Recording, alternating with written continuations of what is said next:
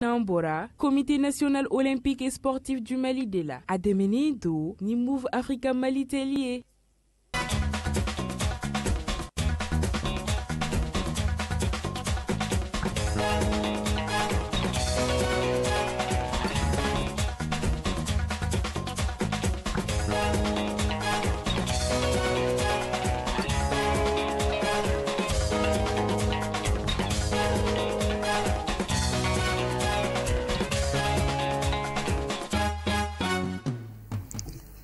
Dimanche don utkalo kletan nani samba fla mugani fla amba bismillah renouveau télévision jabran sanfé esprit olympique jamkan o kenaka bi anga bokurba kelempe amna kuma handball ale kan championnat damne len kofe ko super coupe tane kofe championnat kon damne na e kafo mi anga marabulu chama koni o yera kenaka bi an fédération maw konu banga kenaka ta ko blada grindela amba damne mi en kinibulan fanfé mi Mamadou Kassé dokoma Mamadou Kamado kama ko Kassé kay kaw fe no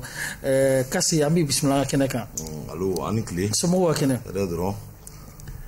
vais me présenter, je suis Modou Kamarae, je suis responsable à l'organisation à la Fédération malienne de handball. Ok.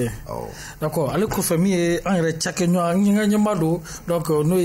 Isaac Tioni, Amafoko Fédération Togola, Amafoko mi statut règlement ou charia koye. Allez faire bambolo kena kambi Isaac ami bismillah keneka. Allô, et yani clé, nyama. Sumo wakene basi fuitan ami fere bismillah ngamba fi sharao atabul mo kele ngatote donc ko fa ma foko mi secrétaire général la nobe mofti ligi ale secrétaire général la ko fo afene banga kene ka binobe Amadou Guindo yal ma ba bismillah dogono kana wa Guindo sumo wakene toroti no ibe togodi nga kene ko mofti kaw torosula d'accord donc ko tabul flanyo de fo donc bi anga bi ma fi ama foko anga borom na bul femi kaw de championnat ale damne len ko fe ka fo clé demande ma kono baro sigira senga baro tabulu be togod mena mi anga baro kon chama mena bulu de kambi. Donc madame nami commission d'orientation nyamaba ale yorola no e amafo Mamadou Kamara Kassé amafo ko championnat condamné na super coupe ko fe Kassé wa ke super coupe fédération coura ni anyama be colonel Cheikh Mabou Cherif Tungara bolo aka activité biliba folo o kara super coupe o labeni o boro ku chenchugo nyana championnat o fene damné l'influence championnat du amba ka fo ni bureau ka championnat folo a baro be chogodi Alou ambifu ika chesri la nika wili ka jola Mali handball kola voilà yakni to kuma barala anga championnat damna na kunyon bi sini lendi baro be sina ala an warjige do an mu nyomal la ke Mali konala Mali raison be nyon soroya Mali championnat handball championnat la vraiment c'est une première bureau croix konala nika se ka ke Mali handball la. Et puis il n'y a pas eu de souci. Bien vrai qu'il y a une organisation qui est là, monsieur nous bas qu'on a là, mais au monsieur au gala bata qu'on a là, mati bébé là, tratugo là, et puis tout le monde est content, tout le monde est à l'aise. On refouille ta qu'on a là, rien n'est pas d'inco. Aywa ametami secrétaire général ale yorola comme kabo hakila mofti joro falno kenaka secrétaire général Guindo mofti ko kenaka mofti ko bi aywa donc au en tant que ligue au ka représentant anana chogodi wa nyebe nyina championnat a tabula chogodi nyewa niveau la chogodi kabi nana bon anga anna chogo koni gelera doni parce que afora ko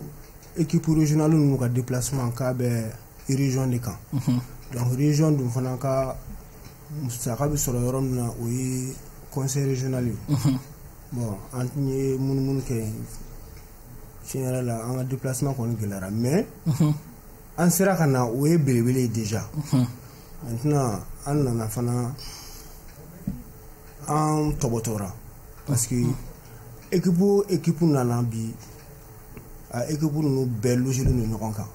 donc dimsonu be ñokon encadreur be ñokon vraiment climat de be ouais d'accord faut avoir une mission ça sur ñinata bara tabulu kan bon ñina bara tabulu ani santo ta différence dobala parce que déjà niko kibe jama fara ñokon kan il va sur jama ka cha kosobe ni bo fara ñokon kan gelle damado be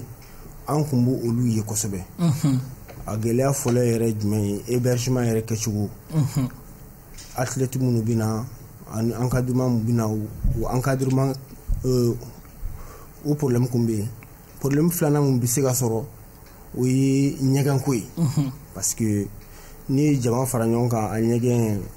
c'est très difficile que vraiment ɲɛgɛn ka jɛ ɲɛgɛn jɛli ka gɛlɛn donc o ye fila ye sabanan ni ye jama fara ɲɔgɔn kan a dumuni ko fana ma nɔgɔ parce que i b'a sɔrɔ chaque fois i b'a sɔrɔ mɔgɔw bi plainte kɛ bon dumuni bɛ tan a bɛ tan mɔgɔw bi plainte ko la dɔw fana bɛ i b'a sɔrɔ dumuni tɛ sɔrɔ joona pourquoi parce que ni joueur kan ka taa ballon tan na ni dumuni a kan ka taa ballon tan ni ballon tan ye nɛgɛ kanɲɛ 16 n'o ye 16 bon fo ka dumuni kɛ yanni m'a f'i ye nɛgɛ kanɲɛ 12 cɛ ni ka dumuni kɛta nana bɛn nɛgɛ kanɲɛ 15 ma a bɛ jouer ka ballon tan a bɛ gɛlɛya voilà donc olu bɛɛ bon je pense que la commission d'organisation u y'olu yɔrɔ bɛɛ jateminɛ tiɲɛna u y'u seko k'a la u ye correction caman k'a la maintenant an kɔni bɛ min ɲini u fɛ dɔrɔn u bɛ baara min na vraiment u ka améliorer tuguni parce que u ka dɔ fara cɛsiri kan voilà u ka dɔ fara cɛsiri kan kosɛbɛ d'accord donc o b'a to an bɛ taa Isaac Tchenu ale yɔrɔ la mais Isaac Tchenu an b'a fɔ ko commission statut règlement donc an y'a ye k'a fɔ ɲina fédération ye ŋaniya ta ka yira k'a fɔ ko marabolow ka fara Bamakɔ tɔn fɛn fɛn bɛ yen nɔ fɛn fɛn bɛ na bɛna championnat ta ɲina hakili la a ye licence d'u ma fu la ka licence kɛ fufu ye walasa tɔn caman ka ye a ɲɔgɔn dan kɛrɛ kan nka an ye kibaruya min sɔrɔ o de ye Sikaso ma kɛnɛ sɔrɔ. ayiwa alo ka foli bi i yɛrɛ ka cɛsiri ka bon handballko la kosɛbɛ farikolo yɛrɛ la Mali la bi n'a fɔra ko journaliste ko fɔ i fana ko bɛ fɔ o diyara n ye y'an dɔgɔnin ye an ye natɔ ye an y'i ka évolution ye an bɛ se k'i féliciter bi kana ka ti n'a fɔ parce que Amiri Nouveau kɛnɛ kan an b'a fɔ ko alo tiɲɛna e bɛ k'i jɛniyɔrɔ f'i ye an b'o fɔ parce que a ka kan bi y'a fɔ don ye ayiwa n bɛ min fɔ alo c'est vrai Sikaso ma kɛnɛ sɔrɔ bon Mopti y'a kɛ cogo min na Sikaso kan ka kɛ ten de généralement ligue bɛ taa conseil régional fan fɛ ani partenaire wɛrɛw fan fɛ pour que au moins u ka se ka déplacement kɛ parce que fédération tɛ se ka déplacement assuré ka tila k'o hébergement assuré k'u bɛ non a compétition ko ka ca parce que organisation fɛn caman de b'a kɔnɔ a sécurité o hébergement restauration déplacement santé nin bɛɛ de b'a kɔnɔ donc fédération tɛ se k'o bɛɛ ta ka licence kɛ fu parce que licence wari walasa ka se ka nɔgɔya ba kɛ voilà parce que licence wari o fana a bɛ jɔda la dɛ musaka de don donc jɛkɛrɛw ko fédération yɔrɔ la voilà donc mais min ye Sikaso ta ye ni compétition banna président y'a latigɛ an ka taa Sikaso an n'u ka kuma an ɲɔgɔn faamu mun bɛ yen mun kɛra mun ma ɲɛ mun ma fɔ an k'o jate ɲini k'o dɔn ɲɔgɔn fɛ pour que san nataw la Sikaso ka sɔrɔ compétition kɔnɔ mais tila jigin k'a fɔ Sikaso de ka Coupe du Mali ta ka tɛmɛ o musolakaw fan fɛ ni a fɔra région min dira ka Coupe du Mali ta ko o ma ye kɛnɛ kan a bɛ n'a fɔ ni ko Kayimana o Maliyani b'a la ni Kayimana mɔgɔ fana b'a fɔ majɛ bɛ yen majɛ caman b'o la a bɛ yen dɛ parce que région kɔnɔna na région fara ɲɔgɔn ɲɛna lajɛ de o bon anw kɔni ye an se kɛ papier ko yan fan fɛ an se ye min ye hali règlement spécial la an ye règlement yɛrɛ allégé dɔɔni pour que caman ka se ka participer compétition na parce que bon ɲinan san kɔnɔ an ma se ka compétition caman bolo da yɔrɔ élection kɛra retard la donc fédération yɛrɛ baara daminɛ retard la donc o ye joué an ka fɛn caman kan i ye sport groupe na kuma ye bon n'a fɔra ko an kana championnat fara kɛ nin waati in na et puis an bɛ waati min na samiya waati don bon statut règlement min b'an bolo f'an ka obligé de ka a ko lajɛ ni hakili ye pour que gɛlɛyaba kana sɔrɔ a ko la donc je crois que hali club yɛrɛ fana fɛn fɛn nana an n'u bɛ ka ɲɔgɔn faamu o y'a faamuya k'a fɔ ko a tɛ taa gɛlɛya dɔw kɔ a tɛ taa ɲuɲugu dɔw kɔ nka an b'o fana fɔ bi an b'o fɔ bi parce que an ma ligi foyi ka plainte i ye k'a fɔ ko bon ko nin an tɛ nin kɛ fɛn ma na a bɛna ɲininkali de kɛ tu ye nin fɔ tan a dun kɛra cogo na tan a Sarakota a bon ma famiata a bebo ka coach wala jusqu'ici a bebo ka coach wala aywa donc a foli be bay sigatala donc maintenant mi murange rola kamara mi amavo ko mafi ti sanya ka fo chaufe no bakurba flavé akila poule A alen poule B muso fe o kera poule unique muso ka ton jolibe muso tola ton jolibe chaufe tola ka nyonda championnat sigi senya muso ka bakuruba kɔnɔna la o ye équipe wɔɔrɔ ye parce que an sera ka équipe raison na ka ye dɛsɛ ka na ni muso équipe ye voilà bon da ka fara Bamakɔ équipe 5 kan voilà maintenant cɛw ka bakuruba kɔnɔna la bakuruba fɔlɔ la n'o ye kunna wele ko poule A équipe 5 b'o fana kɔnɔ maintenant poule B équipe 5 b'o fana kɔnɔ voilà c'est comme ça. non ganya ka fo region chama yira ina taka nye dolatila do yo yira ko ku famara kosbe ka Alpha de Tombouctou ye nyona kene ka championnat Alpha de Tombouctou amu ka président fo tuni mo chesirlen ba handball la mo chesirlen rero chesiri parce que Tombouctou na lima no bebe jamana ke tuga dombi a dona ministre ka ina yere wuli en tant que responsable de l'organisation unin ko jera ka papier do labé ka do ministre na ministre uta par séquence kana nu mo nani fuku dafa Bamakɔ ya ka sɔrɔ championnat yɛrɛ ma se tellement discipline ka du ye ka tila tuguni k'u ka dumuni u yɛrɛ u ka restauration ta jusqu'au jour que fédération k'u don internat là vraiment an ka foli bɛ Tombouctou ye Tombouctou fumara kan na parce que moi je me souviens o y'a sɔrɔ anw yɛrɛ bɛ jouer dans les années 2014-2015 comme ça je pense que la dernière participation de Tombouctou c'est en 2015 soit 2014 u nan'o la n'o bɔra la Tombouctou mana non on a ina akera sewa ko dai akera sewa ko akera ni so dia ko bo ire surtout anga jamana nyemako ba fa chugo mi transfer mako ba fa chugo mi na beka do nyogona mali klendi skatala flatter faut être na ni ire ba jide mi na Tombouctou ko do be si sugu ko fe sugu ko do be si Tombouctou ko fe bon mo tin quoi dumuni ko la bebe dumuni ke be bara voilà vraiment ama problème faut soro lu fanga na ko skatala donc mais singa na Isaac Chenoyero la ñinanta am siga fo rénovation jume ina championnat la kateme championnat temelonka rénovation folo mi o ka jija be kana folo an jija be kana folo benana no mo fo marayma suni de gao Alpha de Tombouctou sigi de kai no mo fo marayma debo de moti yaro folo biton de segu no mo men ye ballon tan de la sinon dolati la mo men mekaye anballa mo fo marama ko sibe o ya folo rénovation folo flare mi yaro santora non seulement mo tena et puis ça soro équipe teteme temati tama sabana nduruka bon na for e bi i ga entraînement be région no kana match fla sabake ka se sa o ga sambana équipe première amano o mano de i ga discipline kadi mais sambe e be match sabana be nan deta o famadi donc ala ina ngo bon anga fereke be kana ni benana commission media anta anga ne afro ga me chewere ke pour unique mais ki bu tiara ka se niveau ma na fro ko ka 10 journées temps ou bien 12 journées temps ka fly repos kan amusaka be fendoni wala anya chewo kla pour fly hallo kulu fly mi fleni ya ke chuo bi machine ni konta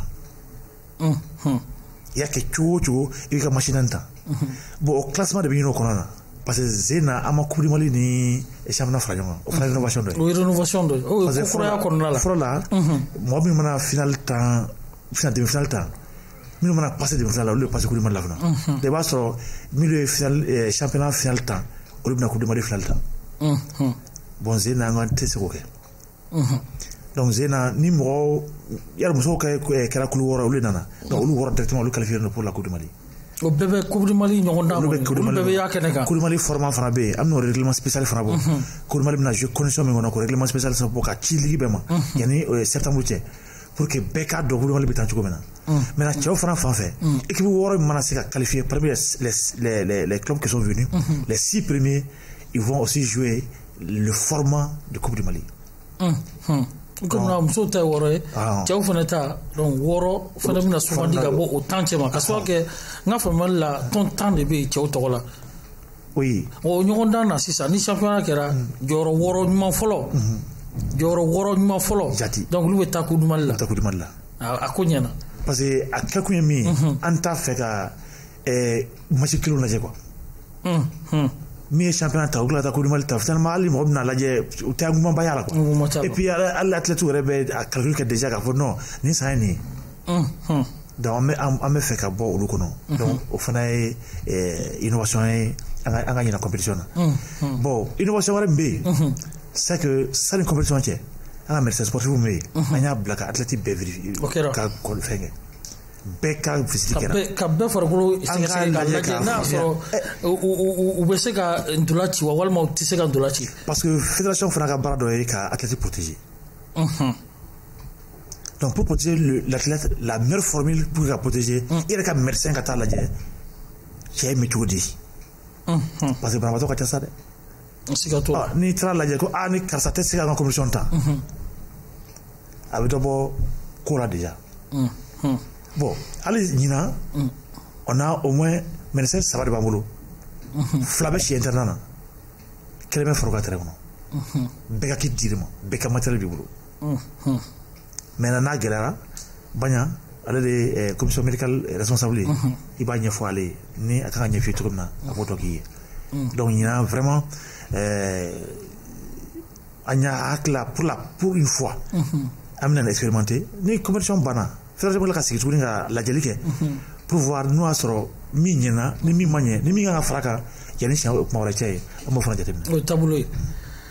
an b'a fɔ Gindo an bɛ te yɔrɔ la hali n'a sɔrɔ i tɛ dege karamɔgɔ sa hakili la Mopti kɔni i b'a fɛ Mopti ka taa yɔrɔ jan ka kubu ta ka taa Coupe du Mali la wa kile ka championnat fɛnɛ b'a f'i ye jɔyɔrɔ ɲuman sɔrɔ la donc Mopti kaw a ye ɲina championnat o ɲɛ b'a niveau la cogo di e yɛrɛ en tant que secrétaire général i y'a niveau ye cogo di.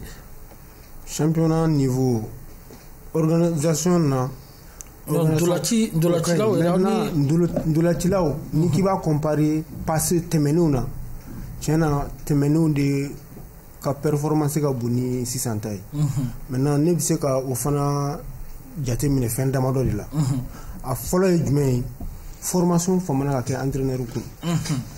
parce que pour que équipe ka niveau ka yɛlɛ fo entraîneur ka niveau ka yɛlɛ donc ni le fait que entraîneur famana formation ma même arbitre ko problème fana o bɛɛ bɛ compter a fɛ parce que ni arbitre fana man ɲi o bɛɛ bɛ jouer équipe kan donc olu damadɔ de faralen don ɲɔgɔn kan o de la ni n ko n b'a comparer kɔrɔlenw na bon sisan taw niveau ka dɔgɔn dɔɔni ka tɛmɛ kɔrɔlenw kan donc ne kɔni ka jateminɛ kɛra o de. ok président commission d'organisation baara tɛ taa gɛlɛya kɔ parce que ni jamakulu kan bɛɛ fara ɲɔgɔn kan a tɛ taa gɛlɛya kɔ dɛ a ye gɛlɛya damadama sɔrɔ a ko kɔnɔna la wa ka se bi ma. an ye gɛlɛyaw sɔrɔ an donna gɛlɛya in kan parce que n'i nana k'i bɛ défi relever ka annival bila niveau dɔ la mɔgɔw bɛ niveau min ɲinina la ka discipline wɛrɛw concurrencer i bɛ sɔn difficulté ma difficulté tɛ b'a kɔnɔna la difficulté yɔrɔ min ye an ka laɲini tun ye an ka se ka salle sɔrɔ salle ma se ka sɔrɔ an ma 26 mars sɔrɔ an ma palais des sports sɔrɔ pamɛmatiw kɛ kɛnɛ ma n'i y'a ye an sera bi an ma n'o tɛ an filɛ bi an ka jour de repos de bɛɛ bɛ lafiya mais sanji ye match dɔw tiɲɛ an ye fɛɛrɛ kɛ olu matchw de bɛ kun ka rejouer bi o ye difficulté fɔlɔ ye n'o tɛ à part ça ni sanji ko tɛ vraiment difficulté an b'aw ta fɔ ko difficulté tɛ yen sa mais sanji ko in de difficulté majeure ba yɛrɛ an bɛ profiter renouveau ka plateau kan k'a ye bi ka autorité interpeller u k'a lɔn k'a fɔ ko discipline wɛrɛ bɛ yen k'a fɔ ko salle kɔnɔ discipline don u k'a dɛmɛ k'an ye pour que an bɛ se ka salle sɔrɔ cogo min na nɔgɔya la an fana kan ka championnat kɛ anw ka championnat tɛ kalo kelen ye kalo fila tɛ peut-être que a cayalenba ye 2 semaines ye au moins o 2 semaines kɔnɔna la on interpelle le ministère on interpelle tout le monde u ka se k'o nɔgɔyaninw k'an ye an ka athlètes bɛ se ka protéger cogo min na parce que an bɛ jouer terrain mun kan e yɛrɛ olu b'a terrain dɔn mɔgɔw bɛ se ka bin u sen bɛ kari mɔgɔw bɛ se ka bin fɛn wɛrɛ bɛ se ka k'u la u yɛrɛ dɔw yɛrɛ binna salon a taara coma la. Il a fallu que les joueurs d'eau, il a fallu l'implication de tout le monde équipe bɛɛ farala ɲɔgɔn kan Antara Gabriel Touré la ala y'a kɛ a ni ma se ka to a la bon n'a fɔra ko sanji nana wagati bɛɛ an bɛ terrain fo n'i ye terrain jɔsi ni matela i y'a jɔsi ni finikolo ye pour que ka jouer ka ça c'est pas bon o difficulté b'an da la a ma nɔgɔn quoi donc hakili la jamana ɲɛmaaw y'i ka welelikan mɛn est-ce que Thierno i bɛ farangali jumɛn kɛ min ye commission d'organisation ka ɲɛfɔli in kan non o kɔni o ye gɛlɛyaba de ye parce que hali pour que handball cɛ ɲuman ye i b'a kɛ place de sanfɛ i b'i ka handball kɛra terrain min kan bi i tɛ se ka ailier foyi ye min bɛ plonger i tɛ pivot foyi ye min bɛ ben ka taa plonger ciment kan o ma nɔgɔn dɛ ciment jalan kan ne fɛ ka cɛ ɲumanin ye k'a ka di parce que i b'a dɔn handball ye sport min ye ale combinaison ka ca ni Mali monde sport bɛɛ ye c'est le sport qui a le plus de combinaisons donc an bɛ se k'a fɔ que c'est l'un des sports les plus spectaculaires mais a simanama ma nɔgɔn dɛ mais hakili la déjà ministre des sports an ye kasa ye wololen an y'a da k'a da par fini a kɔni y'a fɔ an ye fɔlɔ ko an ka demi-finale k'a bɛ cogo bɛɛ kɛ pour que 26 mars ka labɛn ka bɛn o ma demi-finale ni finale ka bɛn o ma ala k'o kɛ n'o sera ka kɛ ayiwa an yɛrɛ fana n'a dɔn ko an bɛ se ka cogoya wɛrɛ k'a la bon n bɛ min fara Guinée ka kuma kan sport foyi tɛ se ka développer ni encadreur ni arbitre t'a la parce que sariya dɔnbaa yɛrɛ yɛrɛ arbitre de n y'a ye tuma min na colonel Cheikh Mamadou Seydou Tunkara fédération ɲɛma k'a to ligue la formation caman kɛ n b'a f'i ye dege karamɔgɔw ni arbitre kunna hakili la a fédération nama a tɛna to kɔ fɛnɛ na ale to kɔ déjà an ye d'ailleurs an bɛ se ka comité olympique fɔ déjà comité olympique ye formation dɔ boloda an ye ani confédération africaine mɔgɔ bɛ ka o formation déjà a bɛ ka programmer déjà min kan ka na formation kɛ a tɔgɔ cira ma a ka coordonnées n'a ka CV bɛɛ cira ka ban a tɔ ye a bɛna don min na ani a bɛna kɛ min a bɛna kɛ yɔrɔ kelen min na a tɔ y'o de ye n'o tɛ hali mɔgɔ minnu kan ka na formation na entraîneur minnu kan ka na je crois que ligue bɛɛ formé don déjà ligue bɛɛ ka entraîneur kan ka sɔrɔ a la parce que a daminɛ o ye n'an m'a daminɛ n'o ye a ko bɛ gɛlɛya nka an tɛ dan o ma a bɛna kɛ yɛrɛ an bɛna taa par moment région parce que entraîneur dɔw b'an na hali bi min bɛ se ka bɛyaba kɛ tɔw kun munna Guinée b'a fɔ ko niveau bɛ ka baisser dɔɔni mais mɔgɔ min ye san 2 san 3 san 4 san 5 kɛ i tɛ jouer compétition ba tɛ yen niveau na bi dɛ niveau bɛ ben siga t'o la i tɛ deli karamɔgɔ yɛrɛ ɲuman sɔrɔ i t'a entraîneur ɲuman sɔrɔ a caman bɛ taa basketkɛla ta ka na parce que frontière fitinin de bɛ basket ni handball cɛ mais ɲɛwari misali dɔ ta sisan basket bɛ se ka pivoter mais handball tɛ pivoter o de y'a danfara ye o fɛn ninnu de y'a danfara ye sinon n ye basketkɛla dɔw ye u bɛ na ko u bɛ se ka handball fɛnɛ kɛ n y'a caman ye hali mɔgɔ min bɛ se Mali championnat la n y'a dɔw ye u bɛ na u bɛ handball fɛnɛ kɛ voilà mais dafa dɔ ma cɛ i ye min fɔ i ka kuma sɛbɛntiya ye ni handball pure simple daminɛ ni basketkɛla fana ye problème sɔrɔ parce que basketkɛla ka dribble de ka ca handball tɛ dribble fɛ an m'a di ka taa de ka di dɔrɔn ka bouger an m'a di ka taa de et on bouge et système de défense mun bɛ yen parce que système tɛ par exemple les 6-0 les 5-1 les 4-2 défense étagée bon o défense ninnu fɛn fɛn filɛ nin ye n'i ye handball yɛrɛ kalan mɔgɔ min kun ni basketkɛla n'a ye problème sɔrɔ donc an fana bɛ k'o boloda ni ala sɔnna a ma waati nataw la an bɛna ninnu bɛɛ fɛsɛfɛsɛ déjà an ni région ye ɲɔgɔn ye waati tɛmɛnlenw na ka bɛɛ ka gɛlɛya dɔn o yɛrɛ fana innovation dɔ ye ka bɛɛ ka gɛlɛya dɔn c'est vrai an tɛ se ka bɛɛ ka gɛlɛya ta mais an bɛ se ka ɲɔgɔn sɔrɔ hakili la i bɛ t'a sɔrɔ gɛlɛya dɔw yɛrɛ bɛ yen an b'a ɲɛfɔ ɲɔgɔn ye don n'a y'a ɲɛfɔ ɲɔgɔn ye olu yɛrɛ ka mɔgɔ dɔw bɛ yen n bɛ se o gɛlɛya dɔw ta ka bɔ dɔw kunna an ye o kow daminɛ déjà formation kɔni ni ala ma basi wɛrɛ kɛ an ka baara fɔlɔ an bɛna sinsin min kɛ kosɛbɛ kosɛbɛ yɛrɛ o formation n'an ma former an tɛ se ka handball bɔ nɔgɔ la Mali la siga t'a la donc Guindo an bɛ te yɔrɔ la ka e ka kuncɛ kuma i bɛ jumɛn fɔ nin bɛɛ lajɛlen kan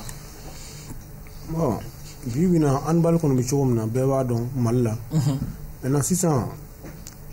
fédération kura équipe kura de nana donc an bɛɛ i se mana kɛ fɛn o fɛn ye walasa handball ka se ka bɔ a cogo la an b'o de ɲini parce que handball mène temps. Alors que follow la handball de après le football, je pense bien que c'était le handball. Maintenant handball il faut position mira en retard. Donc équipe courant bien 600. C'est un bara boubolo. Bara boubolo, bara baboubolo. Ou kana salia. Maintenant au baraka ñoo mu ne ligue ni. Donc au ligue nous fana le plus souvent au coup la main. Parce qu'il y a un problème dans la ligue d'Okan. Un problème de fédération. Mais il y a un problème dans la ligue d'Okan. Mais la solution de la ligue d'Okan. Donc, la ligue d'Okan. Par exemple, moi, je suis un problème de sort. Mais il y a un problème mais il y a solutionné. Donc, l'expérience fitine, c'est important que nous partagions. Voilà ça en baie sao kasoro kurukono mo be sao fengele ni batike ko nyumando merci Camara ambe kuma kunja kuma di fena ma allo ambi fo ambi ke sponsor fo Move Africa Malitel ko sibe bu bela jele fo fulika mbambulo amba ni anbal ceyna muso bɛɛ fɛ denmisɛnnin ni mɔgɔkɔrɔba ani ancien ka cɛkɔrɔba fɛ bɛ bɛɛ kana fédération bɛɛ jɛ ye an kan bolo di ɲɔgɔn ma an bali tɛ foyi alo an ma kɛ mun ye koyi sika to la foyi bɛɛ ma fɛn dilan kelenya to o dilan koyi ni bɛ i ye fɛn fɛn mɛn i se fɛn fɛn k'anw dɛmɛ anw tɛ fɛn dɔn koyi mɔgɔw de y'an ta k'an bila ye et puis an bɛ mɔgɔw ka cidenya de la pour fo mɔgɔw k'o de dɔn k'a fɔ anw kelen tɛ se ko la u kana ka jɛ an ka baara ɲɔgɔn fɛ a tɔgɔ duman ye bɛɛ lajɛlen de ta ye bon n tɛ bɔ i ka plateau in kan yan n bɛ n ka kayikaw fo voilà parce que n'i y'a ye n filɛ sigilen yan bi plateau kan n bɔra ka ligi de kɔnɔna la n bɛ ka ligi cɛna muso bɛɛ fo a président kura bi n'o ye Seku Traoré ye ani a secrétaire à l'organisation Youssouf Gaye Sisi n'u cɛ sirilen don ka handball kɔnɔna la n b'u fo n bɛ Kayika bɛɛ lajɛlen fo merci n yɛrɛ ni n ye m'a f'i ye gɔrɔnikɛ Kayi n'a caman ye ɲɔgɔn ye donc n b'u bɛɛ lajɛlen fo i ka cɛ donc an bɛ kumakan laban di fɛnɛ ma ayiwa bon kuncɛla an b'a daminɛ ni foli foli fɔlɔ ye renouveau ta ye o diyara n ye filanan général Kuyate Sumana Kuyate n'ale ye président kɔrɔ ye bon anw t'a jate président kɔrɔ ye handball la dɛ parce que a bɛ confédération africaine de handball la Mali de tɔgɔ la donc ka président don siga t'a la anw t'a jate président kɔrɔ ye n'i y'a jate minɛ super coupe la an ye jɔnjɔn di ale de ma ale k'a di vainqueur ma o kɛra o kɔrɔ kɔrɔman ko tɛ dɛ a y'a ta kɛ hakilina ko dɔn don anw ni hakilina dɔ de bɛ yen an ka fɛ hakilina ni hakilina dɔ ye an ka falen kɛ pour que hakilina dɔ ka yɛlɛmɛ n'o tɛ mɔgɔ ko tɛ dɛ kɛlɛ ko tɛ wɔyɔ ko tɛ an ko a dilanni ko de foli filanan ye min ye o ye mɔgɔ y'an dɛmɛ an ka championnat ko la Kulubali fana min nalen partenaire mun y'an lamɛnw ani minnu ma tila ɲɔgɔn na an k'u ma u ka na an ka décor est plus kɛmanko koyi an ni basket salle bɛɛ bɛ kelen ye donc ni y'anw ka salle kɔnɔna jateminɛ k'a fɔ k'i b'i ka plus kɔni k'a kɔnɔ renouveau bɛ yen watem bɛ yen télé tɔw bɛ yen i y'a kɛ cogo o cogo i bɛ tɛmɛ fan dɔ fɛ koyi siga t'o la donc ka na n'u nana an bɛ ɲɔgɔn faamu ni olu nana n'u y'an dɛmɛ an bɛ se ka taa ni handball ye ani nin yɔrɔ la an se ka mana kɛ min ye an b'o k'a la a kɛra kɛ mɔgɔ kɔnɔ ko wari b'a la dɛ wari t'a la dɛ mais an se min ye an b'o k'a la siga t'a la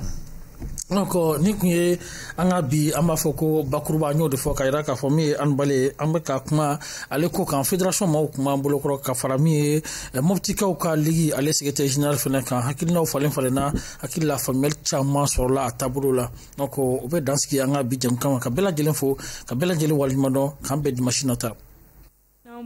Comité national olympique et sportif du Mali de la Ademeni do ni Move Africa Mali Tellier.